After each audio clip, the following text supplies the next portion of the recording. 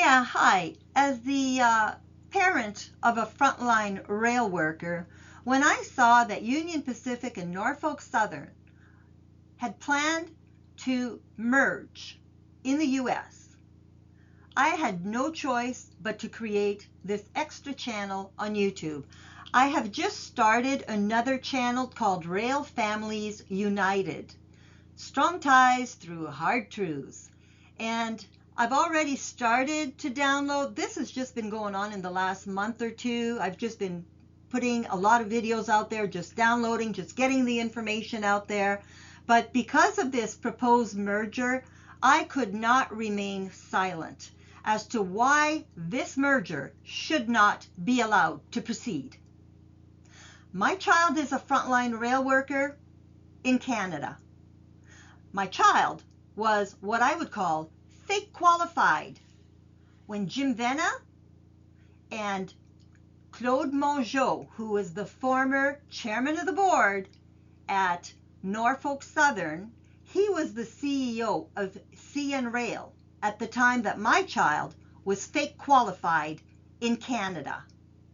And that was also the time at which a young man, conductor trainee Jason Clooney, who had basically joined CN at about the same time as my child, well, he was killed in an accident in Saskatchewan. And I'm here to tell you folks, after having done years of research into issues pertaining to fake qualifications and death cover-ups in the Canadian rail industry, with players having been allowed to escape to the US rather than face prosecution by their rail partners in crime, and by that I would mean Transport Canada, the Transportation Safety Board, and the Occupational Health and Safety Tribunal of Canada. Folks, my father was a coroner, and when I grew up, we were raised.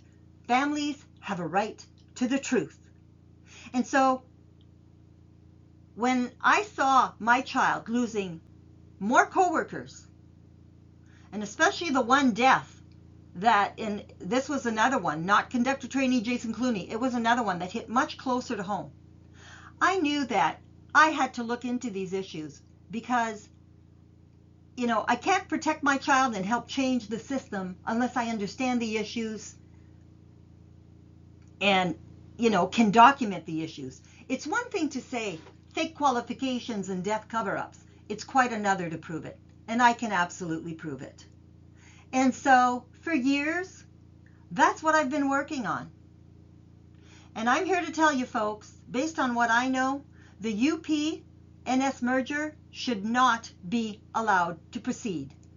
Everyone, including not only frontline rail workers in the US, but rail investors, rail customers, unions, all need to understand these issues.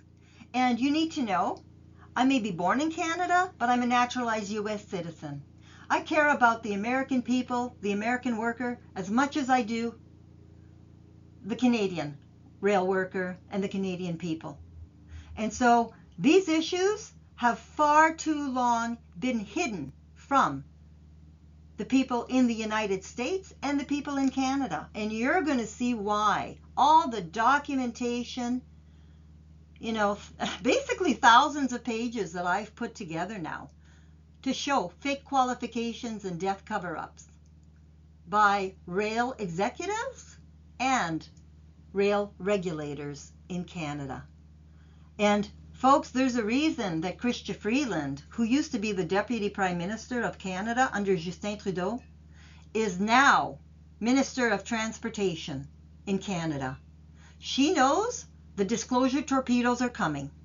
She's known that for about a year now, that this would be the year of disclosures. And it just happens that this merger is now being proposed, and it gave me the opportunity and a springboard to bounce people from my UPNS Merger YouTube and website to railfamiliesunited.com and to the Rail Families United YouTube channel, where people could see a lot more information and documentation, all analyzed, provided for, again, not only frontline rail families in both Canada and the US, but also for rail investors, because folks, I'm an MA in finance, and I understand all too well the financial fraud implications in all of this, because fake qualifications and death cover-ups, those types of scandals are the scandals that make investors run. And to hide this behind the scenes, failure to disclose material facts is a huge issue, especially when you're an activist investor like maybe Ancora, and you're trying to take over a board or push for a merger or whatever. And folks, I have a brother who lives in Ohio. And in 2024, I went and I brought a whole lot of documentation to the office of J.D. Vance, about 6,000 incriminating pages on 3 massive scandals impacting U.S. national security. This was before Trump picked him as his running mate. 2,500 pages of that was on the rail scandal. I also gave that to the Brotherhood of Locomotive Engineers and Trainmen. I also gave that information to the Surface Transportation Board. And I also gave it to the office of Congressman Jim Jordan so that he could bounce it to President he was running to be president again, so he was candidate for presidency, Donald J. Trump. And so you're going to see from the documentation that I'm going to provide that there are a lot of players that have been hiding a whole lot of information from, first and foremost, frontline rail workers in both Canada and the US, rail investors, rail customers, and of course, unions. And so this is going to be quite the roller coaster ride for those of you who join me in understanding these issues. But they are issues that everybody, given the public safety issues, these are issues that everybody needs to understand before the Union Pacific Norfolk Southern merger is allowed to proceed, because you do not want the operational excellence of the likes of Jim Vena when you see what I am about to disclose on this channel and also on my other channel. So welcome aboard for the ride, and fasten your seatbelts because it's going to be ugly.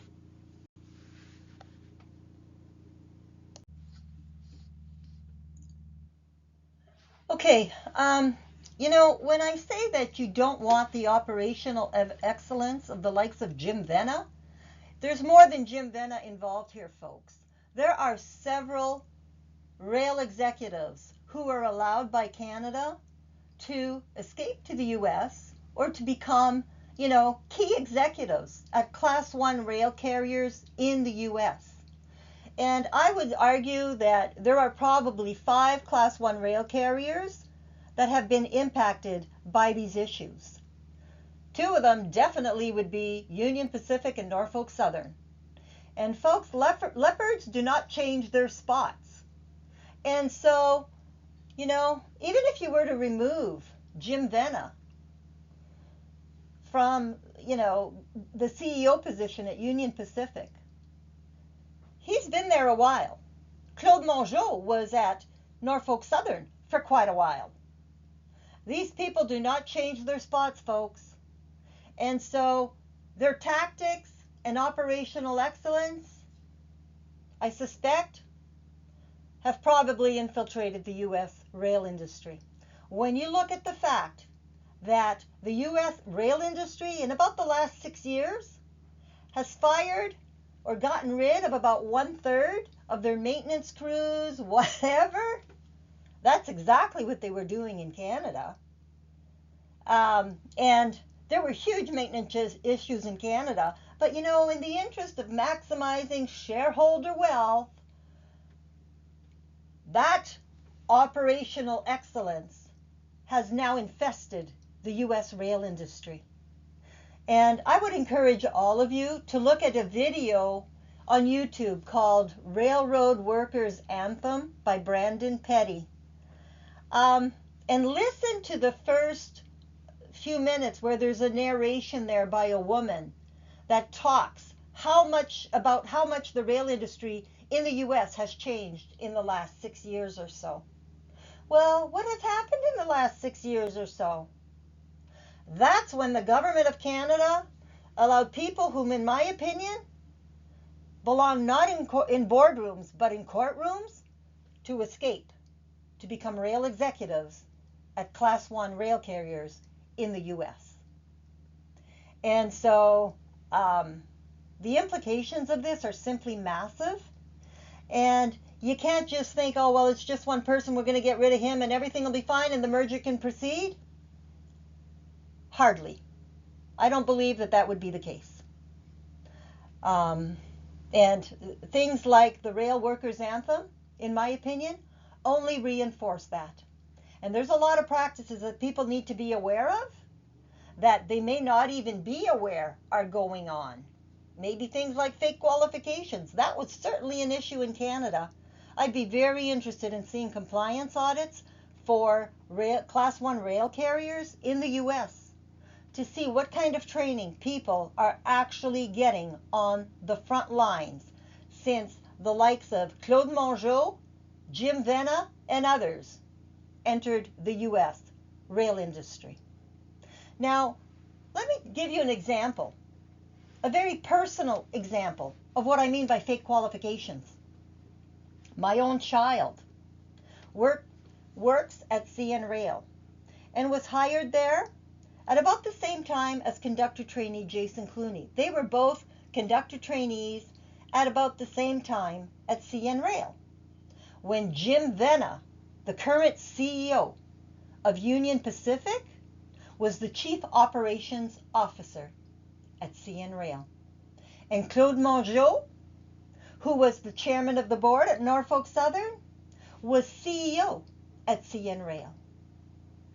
Now, conductor trainee Jason Clooney ended up dying in a rail accident.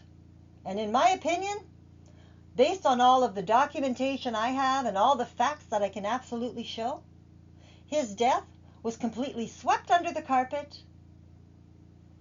And as were fake qualifications issues by the likes of Jim Vena and Claude Mongeau, because there is no way that those two men in those positions at CN Rail would not have known that they were violating numerous laws when conductor trainee Jason Clooney was killed.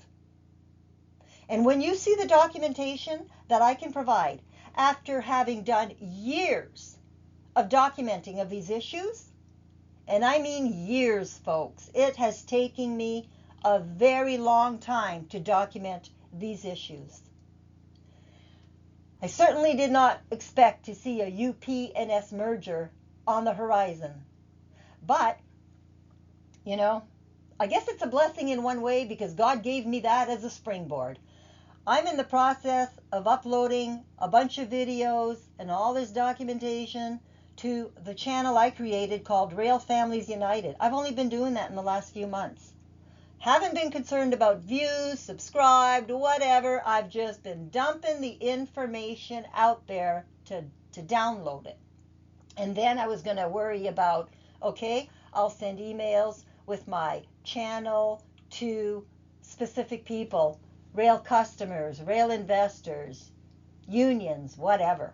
I was only going to worry about that after I had downloaded most of my videos. And folks, I think I'm up to about 30 videos on the Rail Families United website with all the documentation to, back up what I'm saying. But I could probably do several hundred videos. I'm just getting started. The issues are so massive. And regulators in both Canada and the US have known of these issues. Oberman stepped down at the Surface Transportation Board. There's now new people at the Surface Transportation Board. Oh, so are we going to pretend we didn't know about these issues? No. You're going to see in one of my next videos. They absolutely knew. They were absolutely provided the information. There's no denying that. So before they allow this merger, The Surface Transportation Board, I think, has a lot to explain to frontline rail workers as to why some of these people are still in the rail industry in the U.S. Because there is no denying the information I provided the Surface Transportation Board and the Federal Railway Administration in the U.S. And I don't care if you have a change of the guard, change of players, your organization has been made aware. So don't try and pretend you did not know, because you most certainly did.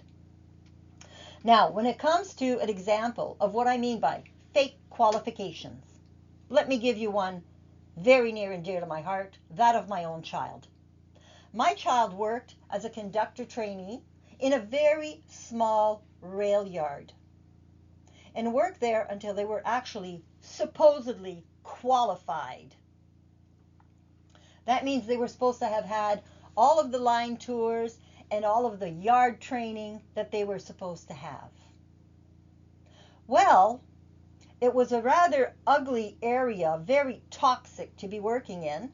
Lots of people were getting let go or chose to leave that specific terminal. That specific terminal had only 2 or 3 switches, 2 or 3 trains a day. And my child could see, this place is so toxic, I need to get out of here because I don't want this to turn on me. I don't want to get fired. I don't want to have to quit because this manager, this train master is just so horrible, as he was. So my child decided to do a transfer to another terminal. And the transfer, if the way that it works in the rail industry, let's say that there's too many, my child was qualified by the time that they decided to leave this particular terminal.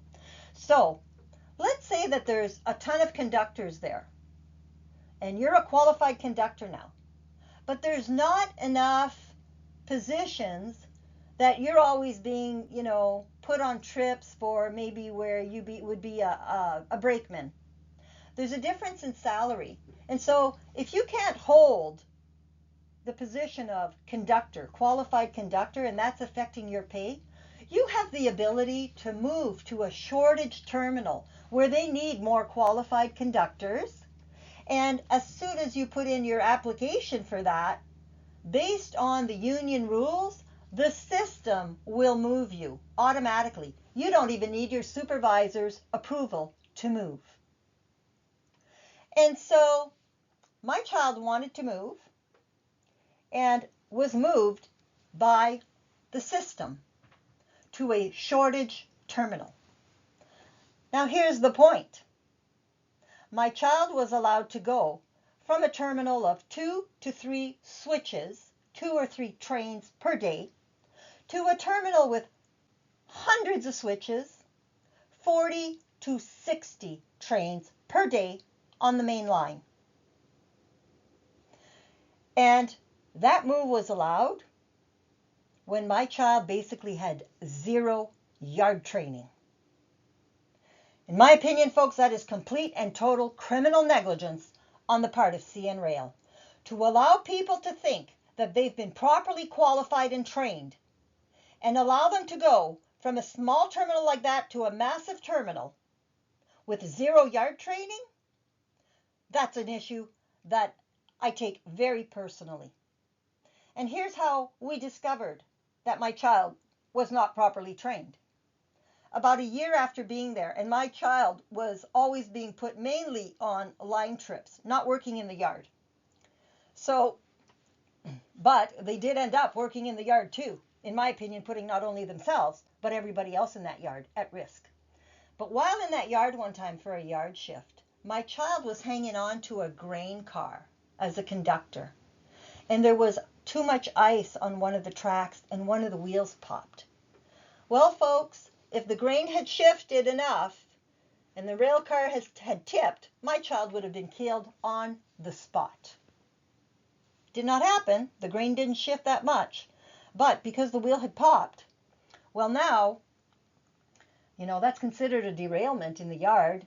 My child gets a statement. They have to appear with a union rep before management, give their side of the story as to what happened, etc. Okay? Well, if you're a new union rep and you have somebody who's fairly new to the terminal, you're going to look up their previous records to see if they were involved in any previous incidents at their previous terminal. And that's exactly what the new union rep did. And after having done that, he comes up to my child and asks this question: how many yard trips do you need to be a qualified conductor? So my child tells him 15. That was what the training program required at the time at CN Rail, 15 yard trips or training sessions in a yard to be a qualified conductor.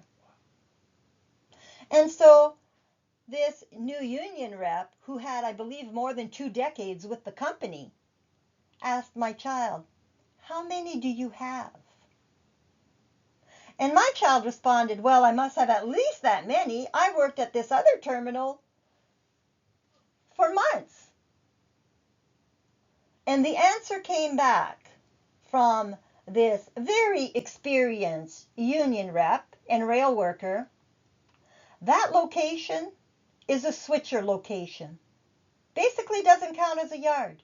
You have 0 yard training. So CN allowed my child to go from a rail yard. They've redefined the word yard over the years, which is a huge issue, and it looks like that may have been done illegally, and we can get into more of that later. But my child was allowed to go from a switcher location to a full yard on the main line with 0 yard training, all the while made to believe they were properly qualified to be there when they weren't. There are those who knew or knew of conductor trainee Jason Clooney, who worked in the same area as conductor trainee Jason Clooney, as conductor trainees or as newly qualified conductors. And one in particular told me and my child that the word in the field was that conductor trainee Jason Clooney was being qualified the day he was killed. Now, if that's true, folks, there's a huge problem with that. Because conductor trainee Jason Clooney, just like my child, had 0 yard training. So the question becomes, how many frontline rail workers have been fake qualified by the likes of Jim Vena, Claude Mongeau, and others who have now infested the U.S. rail industry? These are very, very serious issues, folks. And I would not be saying what I'm saying if I did not have the proof of these issues. And so, you know, when I look at this UPNS merger proposal, this merger cannot be allowed to proceed until there are compliance audits done at Union Pacific and Norfolk Southern to see just how well these companies have changed since the likes of Claude Mongeau went to Norfolk Southern. Even though he's no longer there, he stepped down in June of this year. And since Jim Vena went to Union Pacific and others at other rail carriers, because again, there are 5 Class 1 rail carriers, I would argue, have been impacted by these issues and may have the whole fake qualifications as potential issues there. And by those I mean CN Rail, of course, which has massive lines in the U.S., CPKC, CSX, Union Pacific, and Norfolk Southern. Those 5 for sure, I would say we need to take a hard look at and do some compliance audits to see what's going on in the field as far as frontline rail worker training. Because some of the players that escaped from Canada went to those rail carriers in the U.S. And you don't want the operational excellence of these people doing to frontline rail workers in the U.S. what they did to those in Canada. And so, I'm going to try and download as much information as quickly as I can. I'm going to show you that the Transportation Safety Board in Canada, Transport Canada, Occupational Health and Safety Tribunal of Canada have all turned a blind eye to these issues for years. They've become rail partners in crime. There is no other way to put this. They are absolutely rail partners in crime. And you will see that as we move forward.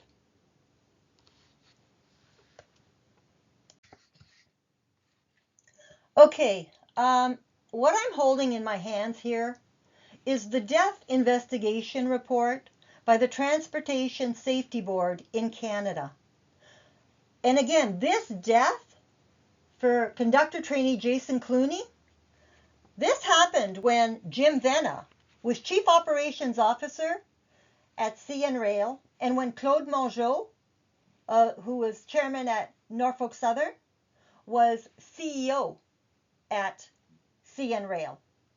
And you will see, I also, in other videos, I'll show you how Claude Mongeau signed off on the completeness and accuracy of this report pertaining to the death of conductor trainee Jason Clooney. And again, folks, as Chief Operations Officer at the time, Jim Venna had to know they were violating numerous laws when conductor trainee Jason Clooney was killed.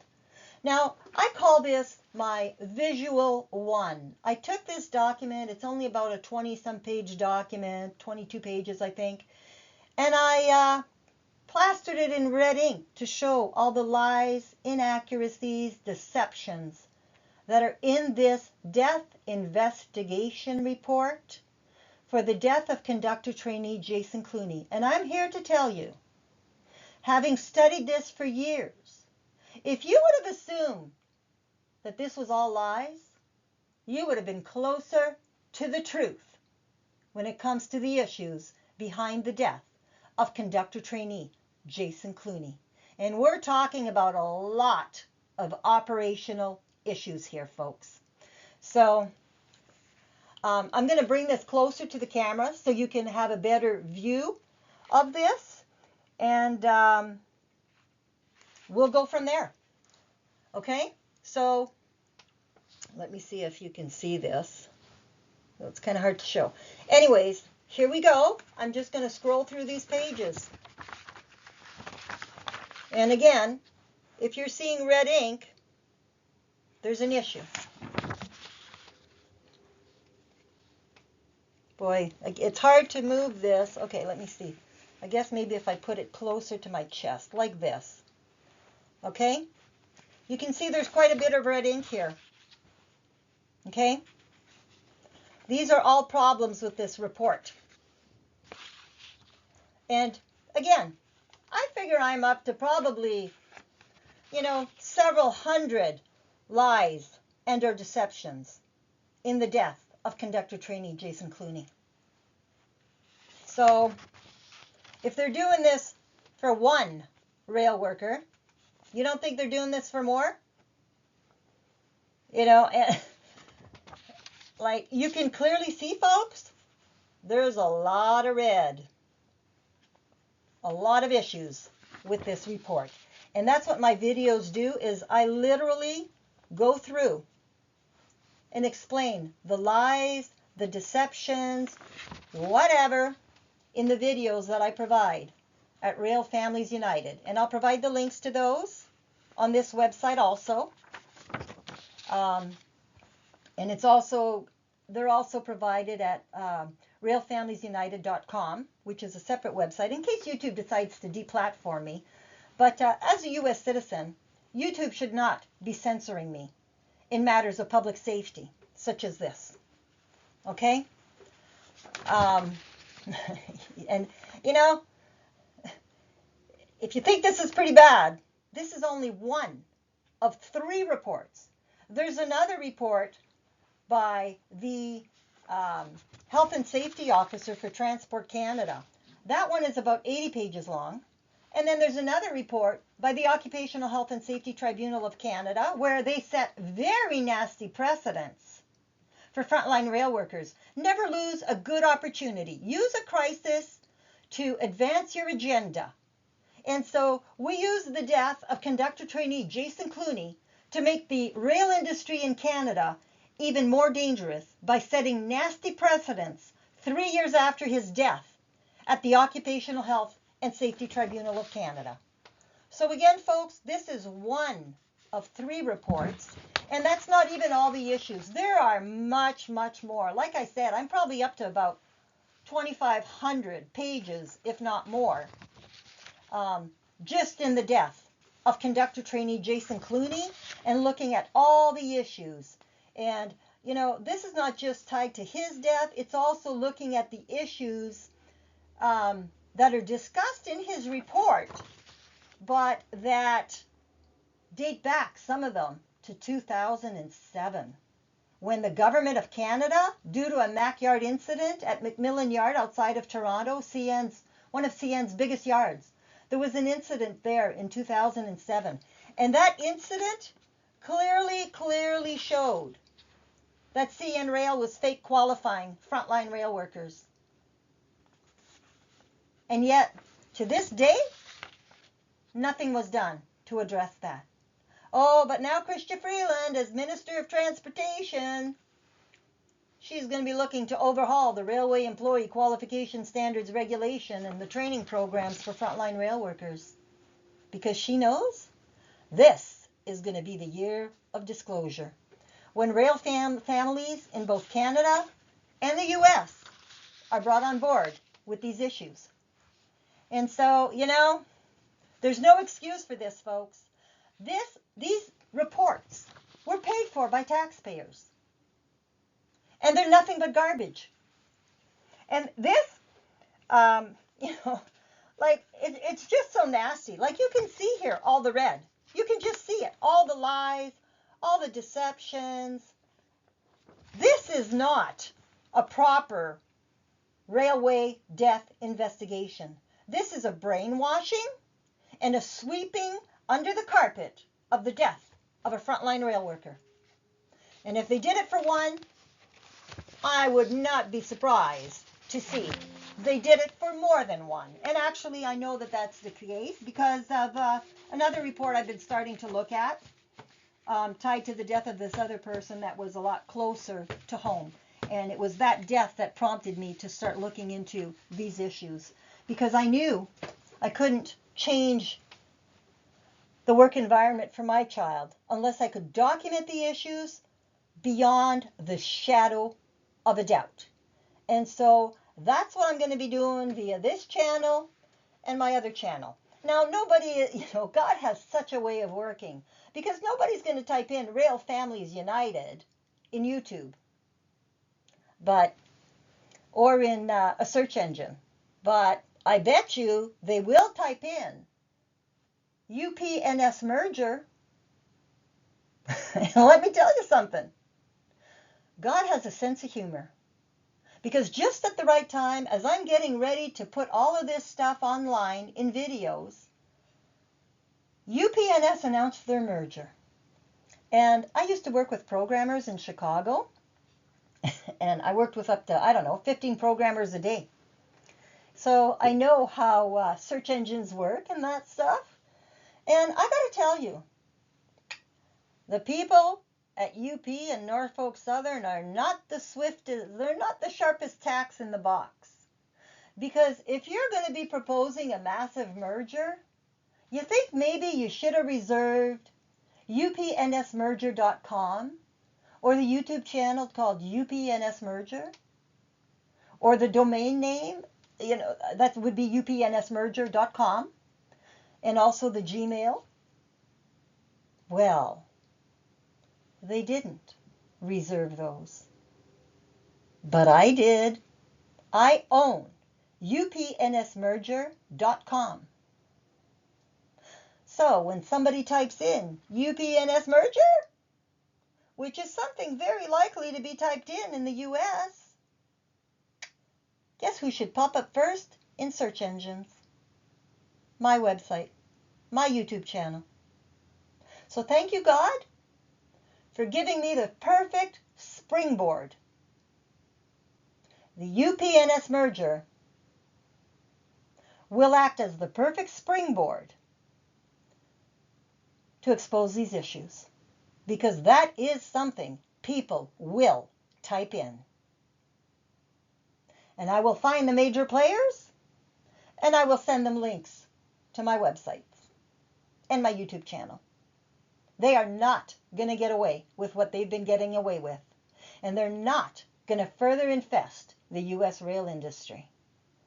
Not going to happen.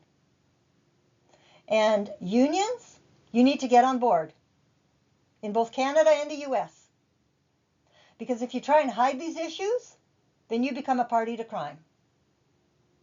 And all those union dues, folks, that unions collect tax-free, you need to understand. I'm an MA in finance, and I used to work for the Canada Revenue Agency, which is the equivalent of the IRS in the U.S. And all those union dues that unions collect tax-free, they get tax-free provided they act solely in the interest of the union and its members. And you know what? Being a party to death cover-ups or fake qualifications or hiding these issues, that would not be in the interest of the union and or its members. And so all those union dues, those potentially tens of millions of dollars collected, well, those can all become something that those of us in finance know as taxable income. So unions, make sure you pick the right side in these issues. Make sure your rail workers know of these issues. Because if you try and hide them or you pick the wrong side, you know, in Canada, there's not that many class action lawsuits because, well, the punitive damages are very small in Canada. That's not the case in the U.S. Punitive damages in the U.S. can be massive.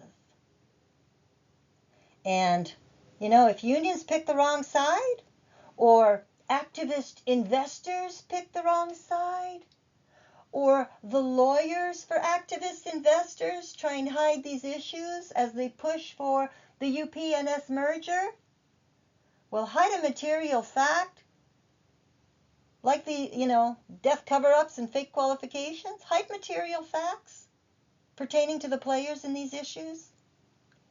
And folks, that's like, I would say, financial fraud. Because things like fake qualifications and death cover-ups by key players, such as Jim Vena, Claude Mongeau, and others that are now in the U.S. rail industry, those things would absolutely impact a rail investor's decision as to whether or not to invest in some of these Class 1 rail carriers in the U.S. So when I say, welcome aboard for a bumpy ride and fasten your seatbelt because you are about to embark on a journey like you have never seen before, I am 100% serious. Things need to change in the rail industry, in both Canada and the U.S. And if Canada's slap needs to come back at it, all those corrupt regulators in the Government of Canada who swept all these issues under the carpet and became rail partners in crime, if your slap needs to come back at you from a lawsuit in the U.S., a class action, I'm all for it. And you know what? I will have one massive condition. I will help lawyers address these issues via a class action if that's what it comes to. But one massive condition: there will be zero settling out of court. Because proper precedents need to be set in order to protect frontline rail workers in both Canada and the U.S., and in order to bring people to accountability. Because you can't expect the people who cause these problems in the rail industry to fix these problems. And any activist investor out there who thinks, I can just hide all this and just focus on maximizing shareholder wealth, I'll see your company head for a basically to a valuation of 0 if that's what it takes in order to bring these issues forward. And I will have no problem doing so, because this is not about maximizing shareholder wealth. This is about frontline rail worker lives. It's about public safety. Are we going to wait for a East Palestine derailment to happen in a major population center? Is that what it's going to take for the players, for the regulators to act in these issues and to bring people to accountability and to do proper compliance audits? Not just once or twice, but on an ongoing basis to ensure proper training is happening in both countries. So we're going to get into all these issues, folks. So again, buckle your seatbelt, because this is going to be a ride unlike any you've ever been on. So on that note, have a good day, and I will see you on the next one. Okay, just so you know, as a final note, I'm going to leave some links below, and those will take you to my other YouTube channel, railfamiliesunited.com, or Rail Families United, the YouTube channel, not the website. But there's also railfamiliesunited.com that you can go to get more information also. Right now I've got more downloaded on the YouTube channel than on the website. So, but I'm not going to be, redoing all my videos and re-downloading to this new channel.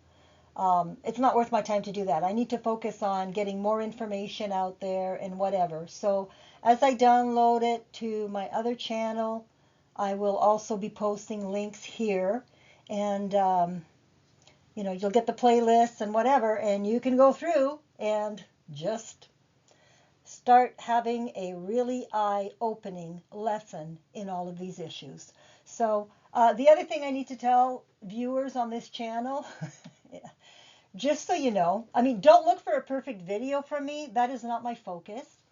And the other thing is, I'm legally blind in one eye. So if I go off, off camera sometimes, you're going to have to just deal with that. If I have to read something on my screen and my head goes a little bit off camera, whatever. I've had 5 eye surgeries, partial cornea transplants. The one took in my right eye, but my left eye, I've had, I think, 4 surgeries in that one, and they didn't take. So I'm still legally blind in my left eye. And so you're just going to have to bear with me with those little things. Don't look for a perfect video. Listen to the information. It's the information that's critical, and that's what you need to focus on. Okay? So on that, have a great day.